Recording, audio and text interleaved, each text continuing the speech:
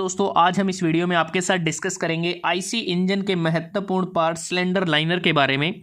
Cylinder liner की अगर बात करें, ये आईसी इंजन के जो पार्ट हैं जिसे हम दो तरह से कैटेगराइज करते हैं, स्टेशनरी और स्ट्रक्चर फॉर्मिंग कंपोनेंट और दूसरा मूविंग और mechanism forming component.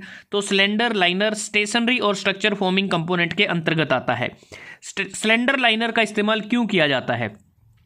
Cylinder liner का इस्तेमाल किया जाता है, जो सिलेंडर होता है उसकी लाइफ को इंक्रीज़ करने के लिए, लाइफ स्पैन को बढ़ाने के लिए। अगर हम सिलेंडर लाइनर का इस्तेमाल नहीं करेंगे तो अगर सिलेंडर में अगर पिस्टन रेसिप्रोकेट करेगा तो उसकी जो लाइफ है वो ज़्यादा नहीं होगी, कि उसका वियर एंड टियर हो जाएगा। इसलिए उस सिलेंडर में हम सिलेंडर लाइनर को इंसर्ट करते हैं। जैसा अगर आप देखें यहाँ पर जो सिलेंडर ब्लॉक में ये जो सिलेंडर है ये बिना स्लीव के है, क्योंकि जो सिलेंडर लाइनर है ये बैरल या स्लीव की फॉर्म में होता है, जैसा आपको डायग्राम में नज़र आ रहा है। तो ये बिना स्लीव के है, यहाँ पर जो स्लीव या बैरल को इसमें इंसर्ट किया जा रहा है और यहाँ पर इसको इंसर्ट कर दिया गया है। इंसर्ट करने के बाद इसमें जो पिस्टन है वो रेसिप्रोकेट करता है।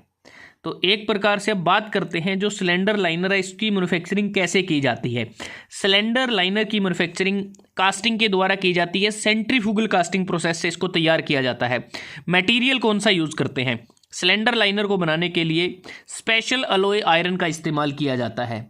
मतलब कि हमारी रिक्वायरमेंट रहती है कि जो मटेरियल हम यूज़ करें उसका वियर रेजिस्टेंस, क्रोजर रेजिस्टेंस बढ़िया होना चाहिए, और जो आयरन का स्ट्रक्चर होता है जिसमें ग्रेफाइट मौजूद होता है ये प्रॉपर्टी वो प्रोवाइड करता है।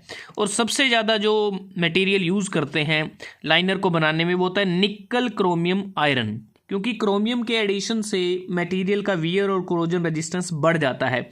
इसके अतिरिक्त इसमें सिलिकॉन और मैंगनीज को भी ऐड किया जाता है। जब हम सिलेंडर लाइनर को एल्यूमिनियम सिलेंडर ब्लॉक में इस्तेमाल करते हैं तो उस समय एल्यूमिनियम अलॉय से बने हुए सिलेंडर लाइनर का इस्तेमाल किया जाता है। और सिलेंडर लाइनर में क्या क्या कैरेक्टरिस्टिक्स होनी चाहिए, जो बेसिक रिक्वायरमेंट रहती है, वियर रेजिस्टेंस होना चाहिए, कोरोजन रेजिस्टेंस होना चाहिए, और जो लुब्रिकेशन ऑयल है उसको ये रिटेन करे, क्योंकि जो पिस्टन रिंग होता है हमारा और जो सिलेंडर वॉल्स होते हैं उनके बीच के सरफेस को लुब्रिकेट करने में ये मदद करे। इसकी स्ट्रेंथ सफिशिएंट होनी चाहिए, क्योंकि जब वर्किंग होती है उस दौरान जो स्ट्रेसेस इंड्यूस होती हैं, जो कंबशन जो गैसेस होती हैं या जो थर्मल लोड्स होता है उसकी वजह से जो भी स्ट्रेसेस होती हैं उसको ये विदस्टैंड कर सके।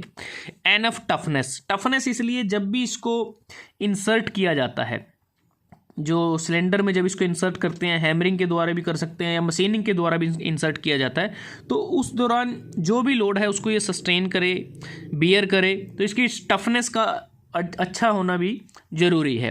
अब बात करते हैं सिलेंडर लाइनर कितने टाइप के होते हैं। सिलेंडर लाइनर दो टाइप के होते हैं, ड्राई लाइनर और वेट लाइनर।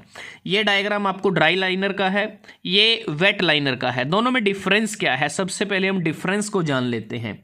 जो ड्राई लाइनर है इसके नाम से क्लियर होता है ड्राई, मतलब कि इसके इर्द गिर्द, मतलब कि इसका डायरेक्ट कांटेक्ट नहीं होगा। जो भी वाटर होता है जैकेट में उसके साथ ये डायरेक्ट कांटेक्ट में नहीं है, क्योंकि अगर आप देखें ये सिलेंडर ब्लॉक है, यहाँ पर ये वाटर जैकेट है और यहाँ पर इस स्लीव या बैरल को इंसर्ट किया गया है जो ड्राई लाइनर है, तो यहाँ पर एक गैप है, डायरेक्ट कॉन्टैक्ट में नहीं है, तो इसलिए इसको ड्राई लाइनर कहते हैं। लेकिन अगर जो वेट लाइनर की बात करते हैं, ये वाटर जैकेट के साथ बिल्कुल कॉन्टैक्ट में है, तो एक डायरेक्ट कॉन्टैक्ट है वाटर जैकेट के साथ, तो इसलिए इसको वेट लाइनर इसको बोला जाता है। और इसके टॉप पर अगर आप देखें एक फ्लेंज बना होता है जिससे यहाँ पर ये इसको फिक्स किया जाता है, और इसका पूरा जो सरफेस है वो एंटायर सरफेस सिलेंडर ब्लॉक के साथ कॉन्टैक्ट में रहता है।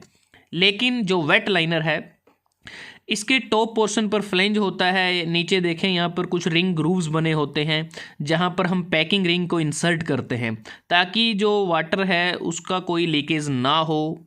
अगर लीकेज भी होता है तो वो सीधा क्रैंक केस में जो सम्प है वहाँ पर वो चला जाए। अब यहाँ पर जब इसको इंसर्ट किया जाता है तो यहाँ पर देखें इसका ये पोर्शन और ये वाला पोर्शन सिलेंडर ब्लॉक के साथ अटैच में है, लेकिन बाकी जो सस्पेंडेड पोर्शन है वो वाटर जैकेट के साथ टच में है। अब बात करते हैं कि इन दोनों में जो लीकेज की प्रॉब्लम किस में हमें दिक्कत करती है। क्योंकि इसमें डायरेक्ट कॉन्टैक्ट में नहीं है तो इसलिए यहाँ पर कोई लीकेज की प्रॉब्लम नहीं है, यहाँ पर हमें कोई लीक प्रूफ जॉइंट की आवश्यकता नहीं है। लेकिन यहाँ पर जो वाटर जैकेट कॉन्टैक्ट में है तो इसलिए यहाँ पर हमें लीक प्रूफ जॉइंट बनाना होता है।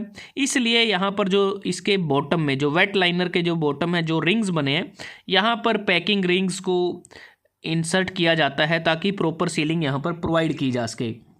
उसके बाद बात आती है जब हमको इनको इंसर्ट कर देते हैं, क्योंकि ये जो लाइनर हम इस्तेमाल करते हैं ये वियर भी हो सकते हैं, डैमेज भी हो सकते हैं, तो उस दौरान हमें नए लाइनर को इंसर्ट करना पड़ेगा सिलेंडर के अंदर।